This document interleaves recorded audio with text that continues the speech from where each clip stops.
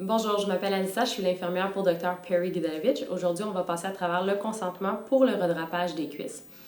Donc, le redrapage des cuisses peut être fait sous anesthésie générale ou sous anesthésie locale, dépendant de ce qui a été discuté à la consultation avec Dr. Gidalevich.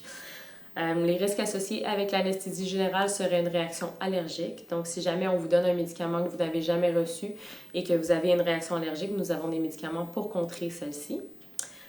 D'autres risques un peu plus communs seraient les nausées et vomissements. Nous avons aussi des médicaments pour contrer la nausée et le vomissement. Et un autre risque serait une thrombose veineuse, donc un caillot de sang au niveau de la jambe.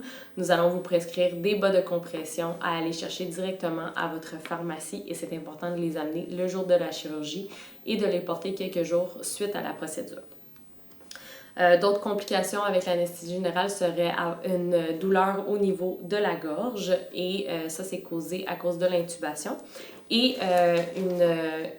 un engourdissement au niveau des mains à cause de l'intraveineuse que vous allez avoir. Pour ce qui est de l'anesthésie locale, les risques associés seraient une douleur à l'injection, donc elle va aller geler la région où elle va aller retirer la peau. Et cette portion-là, elle est plutôt inconfortable que douloureuse.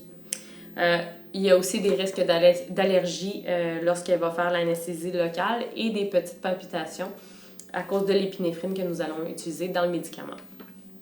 Les risques associés avec le redrapage des cuisses seraient un saignement ou un hématome. Donc, c'est normal d'avoir des bleus et de l'enflure. Par contre, si jamais vous avez une cuisse qui est beaucoup plus grosse que l'autre, qui est couleur violacée et qui fait plus mal que l'autre côté, c'est important de nous contacter avec le numéro d'urgence dans le document post-opératoire.